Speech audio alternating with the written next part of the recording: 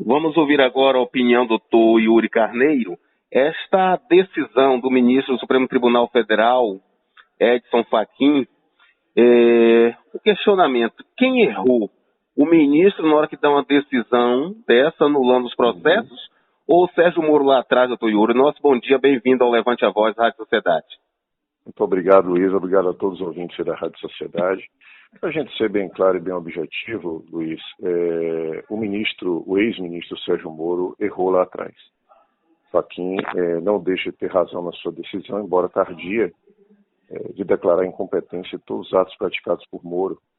E isso já tinha sido feito em relação a alguns outros processos e alguns outros réus da Lava Jato, que também tiveram processos anulados por conta da declaração de incompetência, tendo em vista a apuração de fatos relacionados à Petrobras, que não eram, de forma nenhuma, na medida em que ele faz a conexão com os casos da Petrobras, competência da Vara Federal de Curitiba. Não que a Vara Federal de Curitiba não tenha competência para apurar alguns crimes relacionados à Lava Jato, mas a Lava Jato não se resume ao caso de Lula, muito pelo contrário. É um número muito grande de pessoas investigadas. Em alguns casos, a Vara Federal de Curitiba tem competência. Em outros, ela não tem. E essa competência é absoluta, ela é definida pela Constituição. Então, não há hipótese de relativização dessa competência. Por ser uma competência absoluta, tem que ser declarada a nulidade realmente como foi, e, portanto, o processo todo se anular desde o início, remetido à vara do Distrito Federal Vale de Brasília, e a partir daí recomeçar.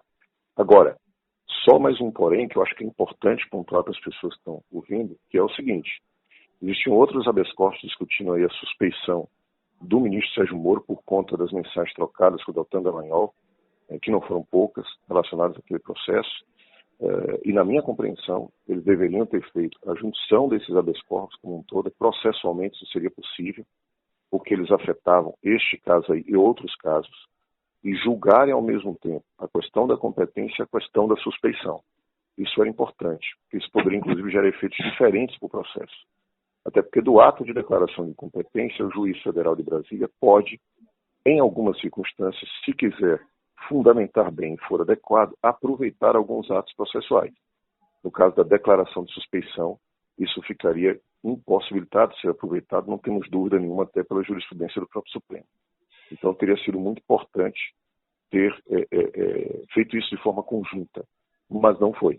Foi feito da competência e ele entendeu que restaram por prejudicados os outros HCs relativos à declaração de suspeição de Moro.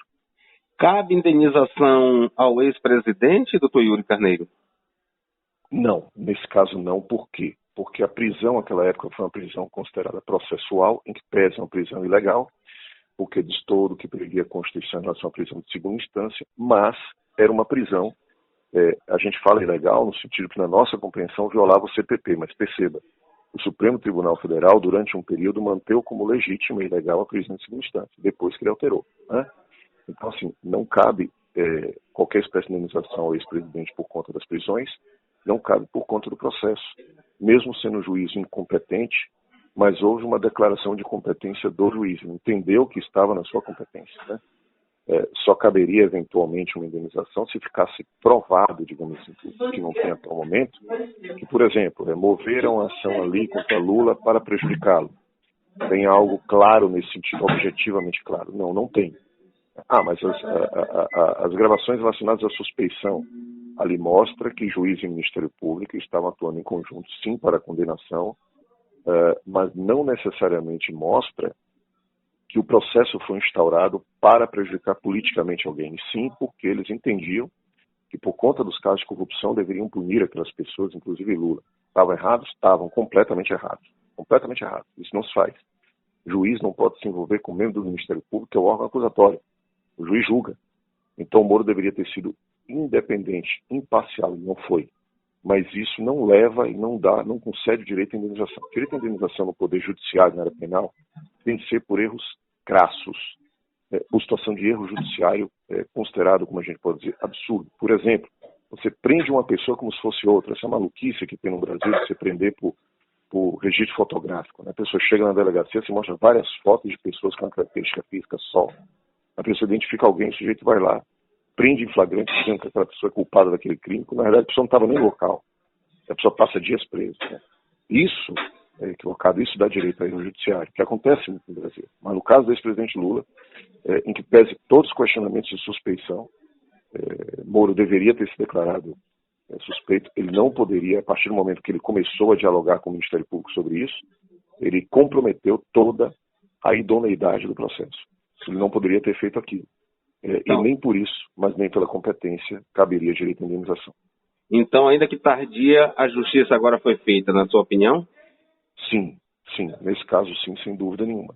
E isso independente de qualquer questão de ordem política, vamos deixar bem claro, como você mesmo colocou, né, Luiz?